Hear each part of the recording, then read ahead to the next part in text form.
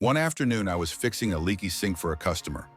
I finished the broom, tested it carefully, and the sink was bone dry. But as I was packing up, the customer insisted I hadn't sealed the pipes properly. He said water was still dripping and demanded I redo the whole thing for free. I politely explained that I'd tested the pipes thoroughly and the leak might be due to water pressure or an unrelated issue. I offered to give him tips on what to check next, but stood firm that the repair was solid.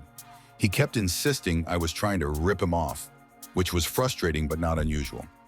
So I calmly suggested he watch the pipes for a day to see if the drip actually came from the repair. After a day or two, he called back, not to complain, but to admit the water issue was actually from a separate valve under the sink that needed replacement. In the end, he apologized for jumping to conclusions, and I scheduled a quick follow-up to fix the valve for a fair price.